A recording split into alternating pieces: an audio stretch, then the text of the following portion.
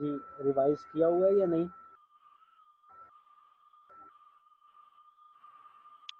No sir. अच्छा, चलें।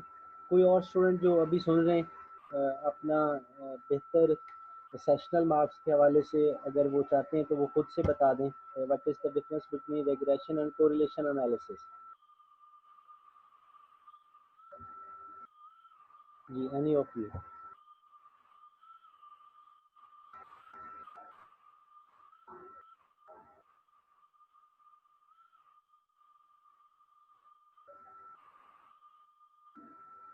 जी, मोहम्मद रियाज है, कलीम है, इकरामुल्लाह है, कोई स्टूडेंट? सर जी आवाज नहीं आ रही। आवाज़ तो आ रही है, कुछ और मेरा ख्याल है कंसेप्ट नहीं है, शायद रिवाइज़ नहीं किया हुआ। तो अभी मैं ये रिकॉर्डिंग भी इसकी कर रहा हूँ, तो इंशाल्लाह आपको इसका लिंक भी शेयर कर दूंगा। ये वॉल्यूम का इशू नहीं है। तो अभी सर जी जो आपने अपलोड की थी ना यूट्यूब पर रिग्रेशन की, सर उसमें आपकी आवाज ही नहीं आ रही, बिल्कुल स्लो है। वो आपने ना पावर पॉइंट की स्लाइड्स देखी होंगी ना, तो उस पर वो मैंने एक और सॉफ्टवेयर यूज़ किया था, वहाँ वॉल्यूम कम था। इसके बाद फिर मैंने दोबारा फिर एक शेयर किया, तो आप आज आपको फिर लिंक दे दूंगा, तो आप उसको सुनिएगा, होपफुली वो क्लियर हो जाएगा। ठीक सर, मेहरबानी। जी, आज का काम फिर हम शुरू करते हैं अभी। तो एक तो मैसेज है आप क्लास के लिए, आप बड़े अच्छे से मेरे स्टूडेंट हैं और बड़ी अच्छी क्लास है आप लोगों की, डिसेंट क्लास है और बड़े कम नंबर ऑफ स्टूडेंट्स हैं। अगर मैं आपकी क्लास को कंपेयर करूं बाकी क्लासेस के साथ, तो इस हवाले से फिर आपका रिज़ल्ट अच्छा होना बहुत ज़रूरी है, क्योंकि आपके पास ज़्यादा अपॉर्चुनिटी है। और आपसे ये इतना ज़रूर शेयर करूँगा कि हर क्लास के एंड पे उसको लेक्चर को सुनें और उसमें से जो आपको समझ आता है उसको आप अपनी कॉपी पे लिखें, जो समझ नहीं आता उसको सर्कल करें। और 24 hours in a day WhatsApp group आपके पास अवेलेबल है, आप क्वेश्चन करें और अपनी अंडरस्टैंडिंग डेवलप करें। ऐसे खामोश रहने से या अवॉइड करने से कि हो जाएगा या अभी बहुत टाइम है, ये क्या होना है, तो इस तरह से अगर हमारी सोच होगी तो फिर हमारा लॉस होगा, जो कि अनअफोर्डेबल होगा। तो इतना मैसेज आपको दे रहा हूँ, जो पढ़ा रहा हूँ उसी में से इंशाल्लाह पूछूंगा, तो जैसे पढ़ाता हूँ उसी तरह के क्वेश्चंस भी आपसे पूछूंगा। तो वो उस वक्त बेहतर परफॉर्म होगा जब आप लोग थोड़ा अपना कंट्रीब्यूशन देंगे। आज अगर आप क्वेश्चन करते रिग्रेशन कोरिलेशन पे तो मैं उसको एड्रेस करता, आपको कोई क्वेश्चन नहीं है, तो मैं अपने अगले टॉपिक पे जा रहा हूँ। हाइपोथेसिस टेस्टिंग हमारे पास अगला टॉपिक है। और इससे पहले इस टॉपिक पे मैंने काफ़ी सारी थ्योरी, न्यूमेरिकल क्वेश्चंस आपको व्हाट्सएप ग्रुप में शेयर किए हुए हैं और नेट पे भी अवेलेबल है, उसके लिंक्स भी मैंने शेयर किए हुए हैं। तो जो मेरे अच्छे स्टूडेंट साथ साथ काम करते हैं तो उनको ज़रूर आइडिया होगा, उन्होंने पढ़ा होगा। तो बहुत सारा काम रिवाइज़ होना है आज, 90% रिवाइज़ होना है, तो इसको गौर से सुनेंगे आप। और एंड पे इंशाल्लाह 5-6 मिनट्स दूंगा अगर आप फ़ौरन क्वेश्चन करना चाहेंगे तो, अदरवाइज़ फिर आप ग्रुप में क्वेश्चन करें। तो let's start testing of hypothesis. तो ब्रैकेट में लिखा हुआ है पैरामीट्रिक इन्फ्रेंस। तो हमारे पास हाइपोथेसिस टेस्टिंग दो तरह की होती है, एक पैरामीट्रिक होती है और एक नॉन पैरामीट्रिक। तो नॉन पैरामीट्रिक आपके सिलेबस का हिस्सा नहीं है, वो आपको नहीं करवाना। पैरामीट्रिक इन्फ्रेंस आपके सिलेबस का हिस्सा है और इसको हमने कंटिन्यू कर लिया। तो अब यहाँ पे दो वर्ड्स हम देखते हैं, टेस्टिंग ऑफ हाइपोथेसिस। एक हाइपोथेसिस है और एक उसकी टेस्टिंग है। तो सबसे पहला और इम्पोर्टेंट क्वेश्चन जो हमें जहन में लाना चाहिए कि आप सोशियोलॉजी के स्टूडेंट्स हैं तो आपको ये काम क्यों करवाया जाए, व्हाट इज़ द नीड। तो इस चीज़ को मैं एड्रेस करूँगा अभी। हाइपोथेसिस का मतलब होता है मफरूज़ा और टेस्टिंग का मतलब है उस मफरूज़े को टेस्ट करना। तो अब इसकी कुछ एग्जांपल्स पहले आप सुन लें, एक दो एग्जांपल, ताकि थोड़ा आइडिया डेवलप हो। जैसे फॉर एग्जांपल हम ये कहें सोशियोलॉजी की स्टडी से हम अगर एग्जांपल लें और हम ये कह दें कि WHO ये कह रही है, वर्ल्ड हेल्थ ऑर्गेनाइजेशन का ये क्लेम है कि पाकिस्तान में ऑन दी एवरेज, पाकिस्तान के अंदर ऑन दी एवरेज जो बच्चे चाइल्ड लेबर का शिकार हैं उनकी एज जो है वो तकरीबन 12 साल। ठीक है, मैं फिर रिपीट कर रहा हूँ, वर्ल्ड हेल्थ ऑर्गेनाइजेशन इदारा है और उन्होंने अपना गैलप सर्वे वगैरह करके इंफॉर्मेशन कलेक्ट की और अब वो ये कह रहे हैं कि पाकिस्तान भर में तकरीबन जो बच्चे चाइल्ड लेबर की तरफ मूव करते हैं उनकी एज ऑन दी एवरेज 12 साल है। अब ये दावा वो कर रहे हैं, तो अब हम यहाँ पाकिस्तान में बैठे और कहा जा रहा है कि पाकिस्तान में जो बच्चे मेहनत मजदूरी करते हैं तो एवरेज एज उनकी 12 साल है, जो कि बड़ी कम एज है। तो अब हम इस ये जो हाइपोथेसिस बनाया, ये जो मफरूज़ा बनाया, ये जो दावा किया है WHO ने, अब हम उसको टेस्ट करना चाहते हैं कि क्या वाकई ऐसा है कि पाकिस्तान में जो बच्चे चाइल्ड लेबर का शिकार हैं उनकी एवरेज एज तकरीबन 12 साल है। तो इसको अब टेस्ट करने के लिए दो तरीके हैं। एक तरीका ये है कि हम पूरे पाकिस्तान में मूव करें, ट्रैवल करें, जहाँ जहाँ बच्चे काम करते हैं हम उनकी एज नोट करते जाएं पूरे पाकिस्तान में। तो तकरीबन 22-23 करोड़ आबादी है, इट मीन्स कि हमें शायद महीनों लग जाएं डेटा कलेक्ट करने के लिए। और जब हम डेटा कलेक्ट करेंगे और फिर हम बताएंगे कि एवरेज एज ये है या नहीं, तो अगर 1-2 माह डेटा कलेक्शन में लग जाते हैं तो मे बी और बहुत सारे बच्चे चाइल्ड लेबर की तरफ आ चुके हैं और हम उनको इग्नोर कर चुके हैं। तो ये काफ़ी मुश्किल है, टाइम लगेगा, पूरे पाकिस्तान में ट्रैवल करना पड़ेगा, फिर हमें लेबर बहुत ज़्यादा आएगी, मेहनत बहुत करना पड़ेगी। तो ये चीज़ें हैं जो हमें रोक रही हैं, ये नहीं कर। अब इसका दूसरा तरीका क्या है?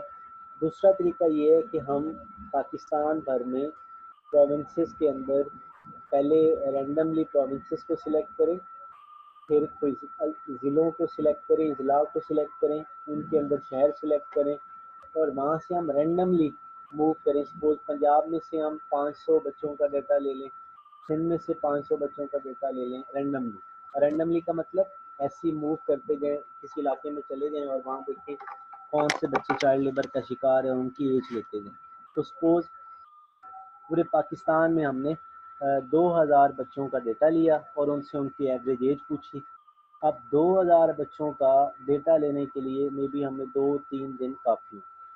तो वो काम जो महीनों में होना था वो हमने सैंपल लेके 2-3 दिनों के अंदर हमने वो डाटा कलेक्ट कर लिया और उसको उस डेटा में 2000 ऑब्जर्वेशन की सॉफ्टवेयर एक्सेल वगैरह में डाला, सारी वैल्यूज़ को ऐड किया, तादाद पे डिवाइड किया और एवरेज एज निकल आई। अब WHO का क्लेम था कि एवरेज एज 12 साल है। आप मेरी बात समझ रहे हैं ना? एग्जांपल की समझ आ रही है? जी सर। जी शाबाश।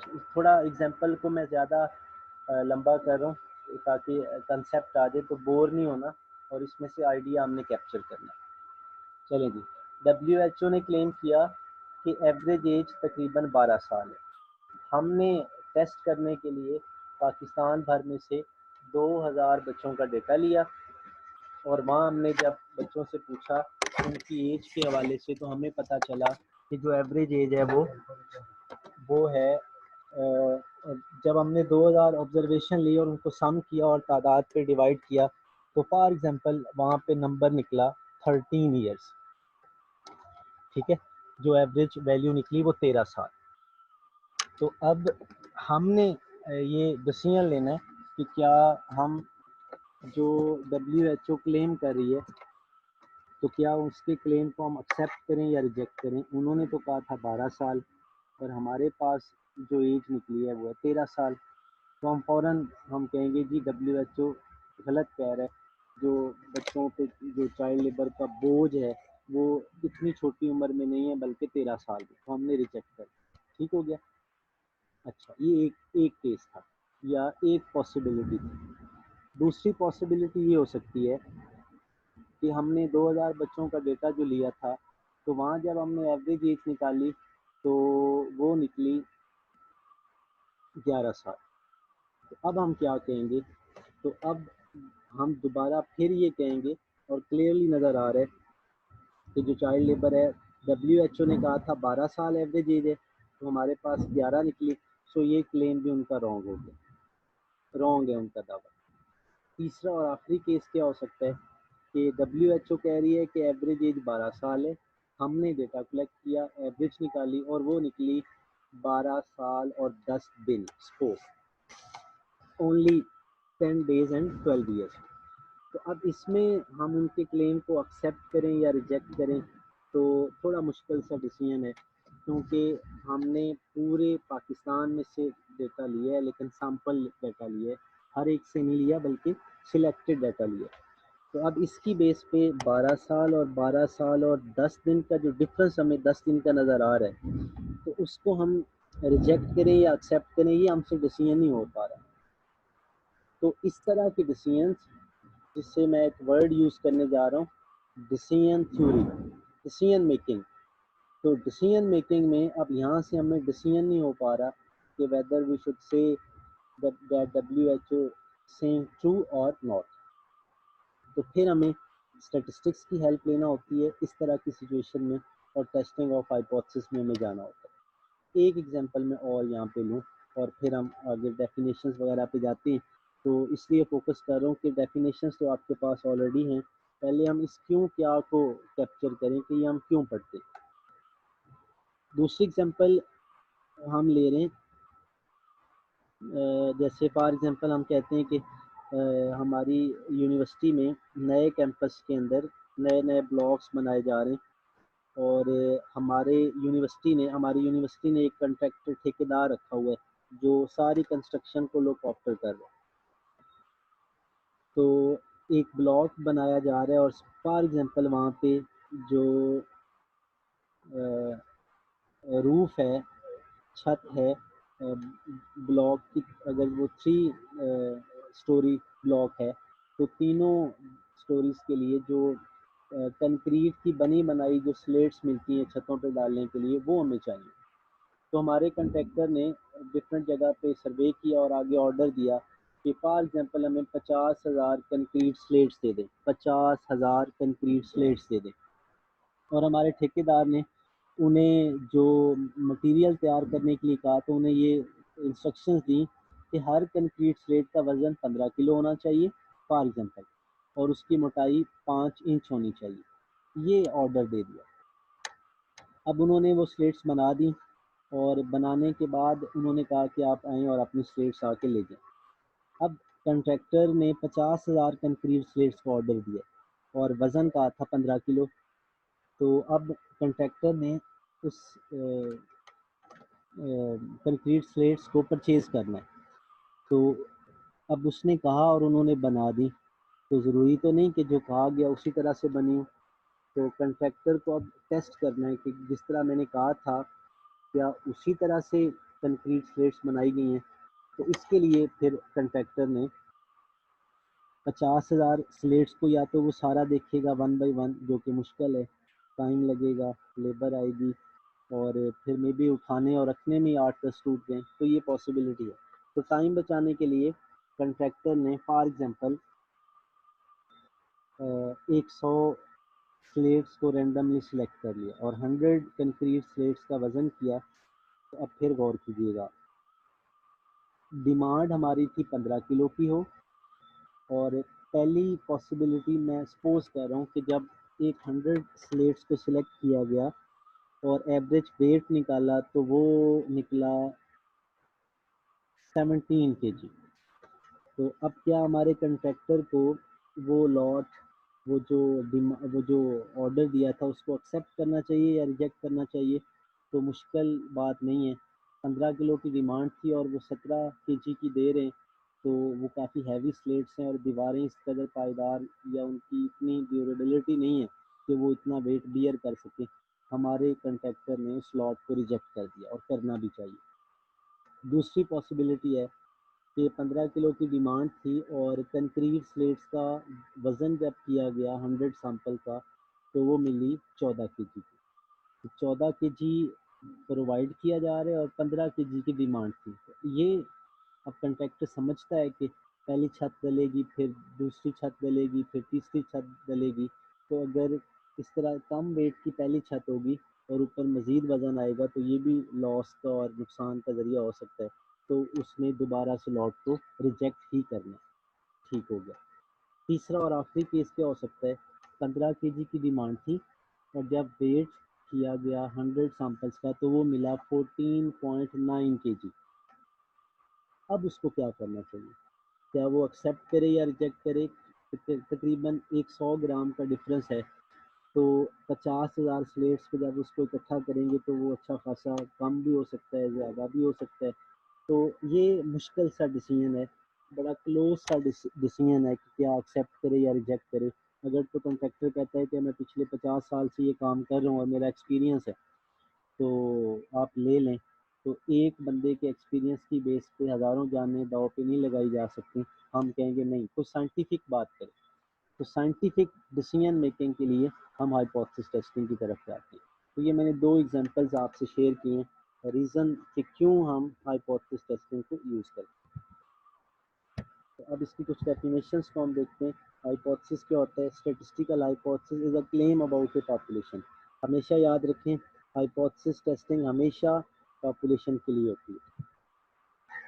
फिर आपको पता है इसके 6 स्टेप्स थे जो मैंने आपको बताए थे, null hypothesis, alternative hypothesis, level of significance, test, statistic, critical region, computation और कंक्लूजन। तो उसमें पहले स्टेप की हम बात कर रहे हैं और मैंने बताया था आपको, हमेशा याद रखना है, हमेशा याद रखना है कि नल हाइपोथेसिस के अंदर इक्वलिटी आनी चाहिए। नल हाइपोथेसिस में इक्वलिटी आनी चाहिए, जैसे greater equal, equal to, less than और इक्वल टू। और हमेशा याद रखें अल्टरनेटिव हाइपोथेसिस में इनइक्वालिटी आनी चाहिए, लेस देन, नॉट इक्वल और ग्रेटर देन। ये आपने याद रखना। और नल हाइपोथेसिस और अल्टरनेटिव हाइपोथेसिस एक दूसरे का कॉम्प्लीमेंट हैं, एक दूसरे का उलट है। तो अब हाइपोथेसिस बनाते कैसे, ये एग्जांपल के साथ हम कवर करते हैं। तो ये एग्जांपल आप देखें, मतलब आपको एग्जाम में क्वेश्चन दिया गया तो और वहाँ लिखा हुआ है सपोज ईदी फाउंडेशन वाले जो हैं वो ambulance services all over the Pakistan provide करते हैं। तो उनका दावा है फॉर एग्जांपल ईदी फाउंडेशन वालों का कि जब हमें कॉल आती है तो हम एम्बुलेंस जो है वो with in 10 minutes, less than 10 minutes हम एम्बुलेंस जो है वो प्रोवाइड कर देते हैं। जैसे ही हमें हॉस्पिटल में कॉल आती है कि हमें एम्बुलेंस चाहिए तो हम 10 मिनट से कम टाइम में एम्बुलेंस प्रोवाइड कर देते हैं। ये उनका दावा है ईदी फाउंडेशन वाले। अब हमने इसको टेस्ट करना है, तो डेफिनेटली हम कुछ इसका तरीक़ाकार है कि हम पिछली 10, 20, 50 कॉल्स का रिकॉर्ड पकड़ेंगे, कॉल कितने बजे की गई और एम्बुलेंस पहुंची कितने बजे, वो डाटा हम कलेक्ट करके इसको टेस्ट कर लेंगे। तो फिलहाल हम क्वेश्चन सॉल्व करने की बात नहीं कर रहे, हम हाइपोथेसिस लिखने की बात कर रहे हैं। तो अब आप देखिए स्टेटमेंट में क्लियर वर्ड आ रहा है लेस देन। तो लेस देन नेवर मीन्स 10, 10 से कम, 9, 8, 7, 6 इस तरह से। तो ये लेस आ रहा है, तो इस चीज़ को कहाँ लिखा जाना चाहिए? अल्टरनेटिवली। तो average time you less than 10 minutes, ये ए का मतलब या 1 कर लें या ए लिख लें, अल्टरनेटिव है। तो जो रिस्पांस टाइम है वो लेस देन 10 मिनट्स। अब इसका उलट क्या होगा? एच नॉट 10 मिनट भी हो सकते हैं और 10 से ज़्यादा भी हो सकते हैं। तो ये हमने अपना हाइपोथेसिस लिख लिया। स्टेप नंबर 1 में हमने देखा कि किस तरह से हाइपोथेसिस लिखते हैं। हॉस्पिटल में जब कॉल गई तो ईदी फाउंडेशन वाले कह रहे हैं कि लेस देन 10 मिनट्स में हम सर्विसेज प्रोवाइड कर देते हैं। तो लेस देन 10 मिनट्स था, इक्वलिटी नहीं थी, हमने एच ए में लिखा। और इसका उलट जो है वो 10 मिनट या उससे ज़्यादा, तो ये एच नॉट में लिख दिया। दूसरी एग्जांपल आप, दूसरी एग्जांपल ये कह रही है कि वीकेंड पे या इवनिंग टाइम में जो कॉल्स हैं वो 60% एट मोस्ट, कॉल्स की जो परसेंटेज है वो बढ़ जाती है, 60% एट मोस्ट। अब एट मोस्ट का वर्ड बड़ा इंपॉर्टेंट है, जैसे यहाँ लेस देन था तो उसी तरह यहाँ पे एट मोस्ट। तो एट मोस्ट का मतलब 60% या उससे कम, ज़्यादा से ज़्यादा हुआ ना मतलब, यानी 60% या उससे कम। तो अब इसमें इक्वालिटी आ रही है 60% बी और उससे कम भी, तो हम इसको लिखेंगे H0 में। अब चूंकि परसेंटेज की बात हो रही है, मैंने प्रोपोर्शन पे भी क्वेश्चन आपको दिया है और मीन पे भी दिया है, तो यहाँ एवरेज टाइम की बात थी तो यहाँ म्यू यूज़ किया जा रहा है सिंबल, यहाँ परसेंटेज की बात हो रही है तो यहाँ पे पी सिंबल यूज हो रहा है। तो जो कॉल्स की परसेंटेज है वो लेस देन और इक्वल टू 60%। अब इसका उलट क्या होगा, ग्रेटर देन 60%। ठीक है, हमने ये पढ़ा ना कि ये एक दूसरे का कॉम्प्लीमेंट है, तो ये लेस इक्वल टू 60 है तो इसका उलट क्या होगा, ग्रेटर देन 60। तो ये हमने सीखा कि हाइपोथेसिस को लिखते कैसे हैं, और दोनों केसेस मैंने आपसे शेयर किए। तो यहाँ तक अगर आपका कोई क्वेश्चन है तो वो आप करें। मैंने दो बातें एड्रेस की, why we are studying hypothesis testing, इस पर मैंने दो एग्जांपल शेयर की। फिर स्टेप्स में जाके पहला स्टेप शेयर किया कि हाइपोथेसिस लिखते कैसे। जी कोई क्वेश्चन है तो ज़रूर पूछें।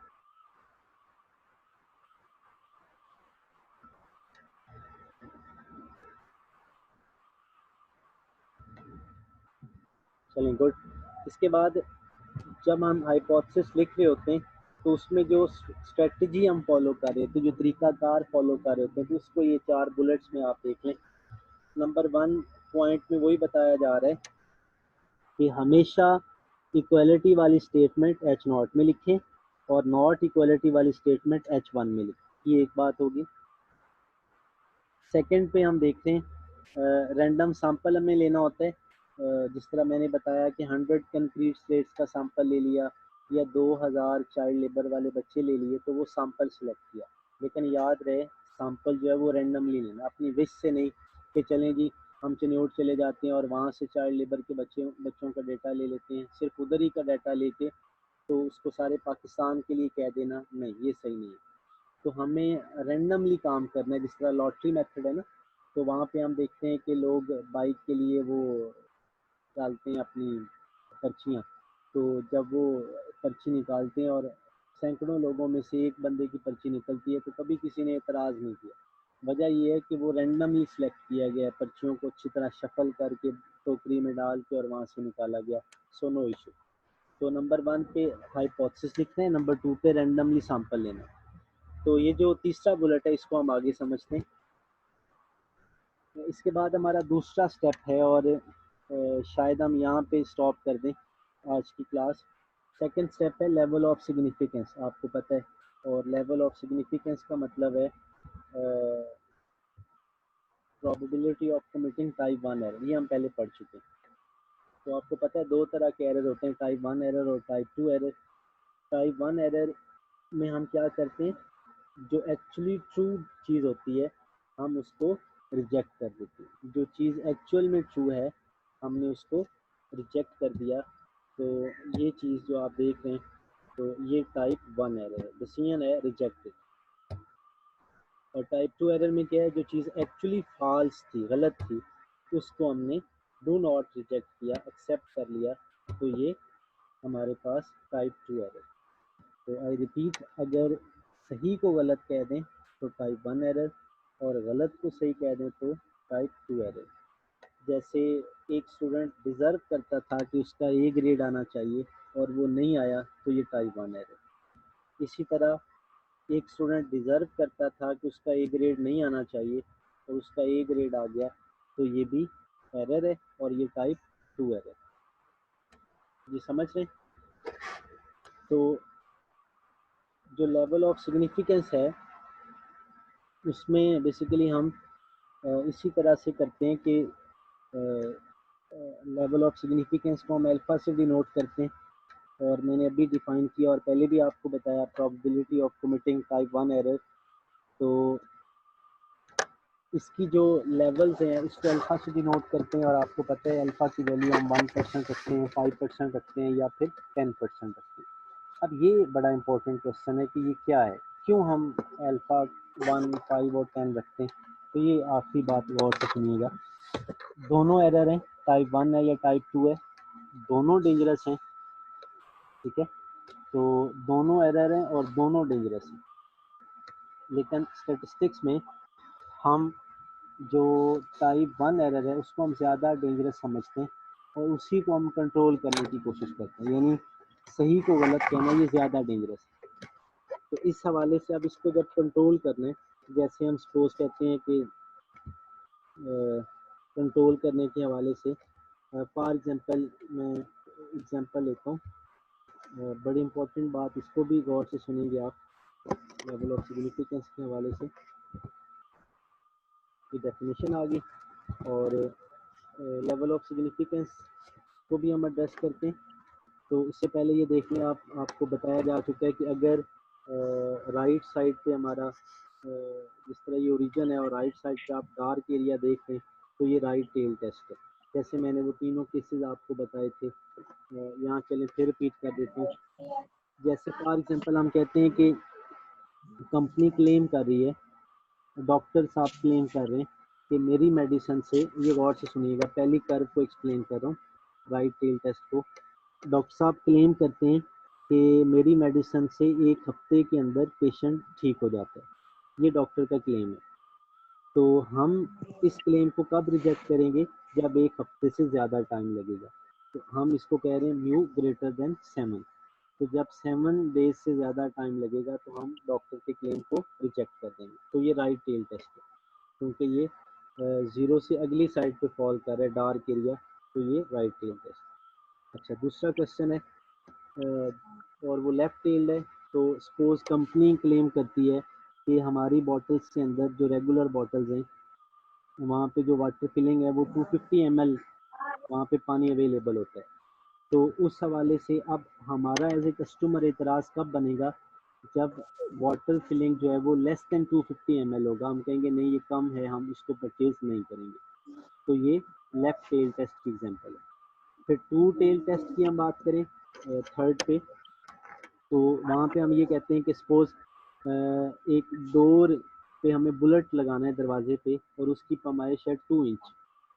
तो अब जब हम मार्केट जाएंगे तो हम 2 इंच ही का बुलेट परचेज करके लाएंगे, ना कि 2.5 इंच का ले आएँ या 3 इंच का ले आएँ या 1.5 इंच का ले आएँ, तो वो नहीं चलेगा। तो दोनों तरफ हम रिजेक्शन कर रहे हैं, तो ये टू टेल टेस्ट की एग्जांपल है जी। ये इसके बाद ये पी वैल्यू का कॉन्सेप्ट है। तो पी वैल्यू प्रोबेबिलिटी वैल्यू हम इसको कहते हैं, और इसकी डेफिनेशन गौर से सुनिएगा। It is the smallest level of significance at which we reject H not. ये लेवल ऑफ सिग्निफिकेंस का वो कम से कम पोर्शन है, परसेंटेज है, जिसपे हम एच नॉट को रिजेक्ट करते हैं। या फिर it is the largest level of significance at which we accept H not. तो ये जस्ट डेफिनेशन मैंने बोल दी है और रिकॉर्ड हो गई है, तो ये आप फिर सुन लीजिएगा। तो इसको हमने मैनुअली नहीं निकालना, ये मैंने इसलिए बताया कि कल जब आप सॉफ्टवेयर पे काम करेंगे तो डिसीजन मेकिंग के लिए पी वैल्यू का सहारा लिया जाता है। तो डिसीजन कैसे बनाते हैं, ये लास्ट 2 बुलेट्स देखें।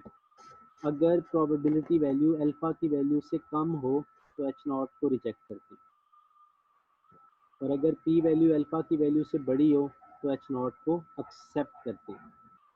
ठीक है, एग्जांपल, जैसे फॉर एग्जांपल मैंने क्वेश्चन सॉल्व किया और पी वैल्यू निकली 0.001 और अल्फा की वैल्यू है 0.05। तो क्या 0.001 0.05 से बड़ा है? नहीं बड़ा, छोटा है, तो एच नॉट को रिजेक्ट कर देंगे। दूसरी एग्जांपल, अल्फा की वैल्यू है 0.05, पी वैल्यू है 0.10, तो क्या 0.10 0.05 से बड़ा है? यस, बड़ा है, सो हम एच नॉट को एक्सेप्ट कर लेंगे। तो ये इस तरह का डिसीजन हम लेते हैं जो आगे क्वेश्चंस में आपको नज़र आएगा। अभी मैंने लेवल ऑफ सिग्निफिकेंस को इलाबोरेट नहीं किया। पैरामीट्रिक टेस्ट में 3 तरह के टेस्ट आते हैं, जी टेस्ट, टी टेस्ट और एफ टेस्ट। तो मैंने 2 आपको करवा दिए, जी और टी। और फिर मैंने आपको बताया था कि जो ये अजम्पशंस जो हैं इसको आप रहने दें, ठीक है। और जी टेस्ट के हवाले से मैंने आपको 2, ये भी हम रिवाइज कर रहे हैं, हम पढ़ चुके हैं ये सारी बातें। तो जी टेस्ट में मैंने बताया था कि अगर सैंपल साइज 30 से बड़ा हो तो जी टेस्ट लगाते हैं श्योरली, और अगर पॉपुलेशन स्टैंडर्ड डेविएशन नोन हो तो भी जी टेस्ट लगाते हैं। लेकिन अगर सैंपल साइज भी 30 से छोटा हो, 30 से छोटा हो और पॉपुलेशन स्टैंडर्ड डेविएशन का भी ना पता हो तो फिर हम टी टेस्ट लगाते हैं। ये मैंने कंपैरिजन आपको बताया था। आई रिपीट अगेन, ये आपके पास शॉर्ट क्वेश्चन एग्जाम में हो सकता है कि when we use G test and when we use T test. तो जी टेस्ट के लिए मैंने बताया कि जब सैंपल साइज 30 से बड़ा हो तो लगाते हैं, एक केस। दूसरा, सैंपल साइज भले से 30 से कम हो लेकिन पॉपुलेशन स्टैंडर्ड डेविएशन का हमें पता हो तो भी हम जी टेस्ट लगाते हैं। तीसरा केस, सैंपल साइज भी 30 से छोटा और पॉपुलेशन स्टैंडर्ड डेविएशन का भी नहीं पता तो फिर हम टी टेस्ट लगाते हैं। तो इसका जो फार्मूला है वो आपने देखा हुआ है, X bar minus mu divided by sigma over N under root. कैसे सॉल्व करना है तो वो एग्जांपल मैंने आपको जो करवाई हुई है उनको आप यूज़ कर लीजिएगा। और ये एक एग्जांपल भी आप इसको भी यूज़ कर सकते हैं, इस पर डाटा थोड़ा बड़ा है लेकिन आप आइडिया यहाँ से ले सकते हैं। एग्जांपल हमारे पास ये कि जो प्लेयर एथलेटिक खेलते हैं तो जो शू वो पहनते हैं तो उनकी एवरेज प्राइस $80 है। ये क्लेम है कंपनी का या किसी रिसर्चर का कि जो प्लेयर दौड़ते वक्त जूता पहनते हैं उनकी प्राइस ऑन दी एवरेज $80 है। तो इस दावे को टेस्ट करने के लिए हमने 36 खिलाड़ियों का के जो शू थे उनकी प्राइस का डाटा लिया। ये 36 ऑब्जर्वेशन है। ये जो जूता उन्होंने पहना है इसकी जो प्राइस है वो डॉलर में लिखी हुई है। और साथ में बता दिया कि जो सिग्मा है वो 19.2 है, यानी जो वेरिएशन हो सकती है, जो एक प्लेयर ने जूता पहना है फिर दूसरे ने पहना है तो उसमें जो प्राइस का उतार चढ़ाव हो सकता है वो तकरीबन $19 का हो सकता है। तो ये डाटा में दिया गया। अब हमें सबसे पहले ये देखना है कि क्या हमें यहाँ जी टेस्ट लगाना चाहिए या टी टेस्ट लगाना चाहिए। तो आप समझ रहे हैं कि सैंपल साइज 30 से बड़ा है, 36 का है, तो क्लियरली हम जी टेस्ट लगाएंगे। दूसरा, आप देख रहे हैं पॉपुलेशन स्टैंडर्ड डेविएशन भी हमें दे दिया गया है 19.2, तो ये भी इशारा है कि हम यहाँ पे जी टेस्ट लगाएंगे। तो अब जी टेस्ट के लिए आपको पता है 3 चीज़ें चाहिए, एक्स बार चाहिए, म्यू चाहिए और सिग्मा चाहिए। तो एक्स बार हमारे पास नहीं है तो वो हम कैसे लेते हैं, सारी ऑब्जर्वेशन को ऐड करके तादाद पे डिवाइड करके। फिर सैंपल साइज 36 का हमारे पास है, सिग्मा हमारे पास है, म्यू हमारे पास 80 है, इसको सॉल्व करके उसी तरह डिसीजन ले लेंगे। तो ये आज की हमारी क्लास थी। डेफिनेटली इसमें 1-2 चीज़ें रहती हैं, इंशाल्लाह हम कल पढ़ेंगे। तो कल भी इंशाल्लाह 8 बजे क्लास रखेंगे और आज मैं आपकी अटेंडेंस लगा दूंगा लेकिन कल आपकी पार्टिसिपेशन के हिसाब से आपकी अटेंडेंस होगी। 1-2 मिनट हैं, अगर कोई क्वेश्चन आपने करना है तो वो आप ज़रूर करें। और अगर कोई क्वेश्चन फ़िलहाल ज़हन में नहीं आ रहा तो 24 घंटे मैं ग्रुप में अवेलेबल हूँ, तो आप वहाँ पे क्वेश्चन करें, वॉइस मैसेज करें, टेक्स्ट करें, इंशाल्लाह मैं रिप्लाई करूँगा। Thank you very much. कोई क्वेश्चन है तो ज़रूर पूछें।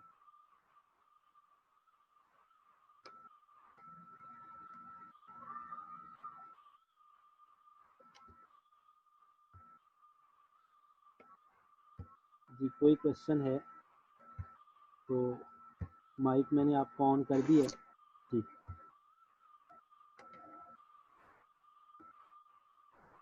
जी बच्चे शाबाश। कोई क्वेश्चन तो इंशाल्लाह लेवल ऑफ सिग्निफिकेंस अभी रहता है तो वो मैं आपसे फिर शेयर करूँगा। कोई क्वेश्चन नहीं है, चलें जी। Thank you very much. खुश हैं आप लोग। तो इंशाल्लाह बाकी काम हम फिर कल शेयर करेंगे। अल्लाह हाफ़िज़। अस्सलाम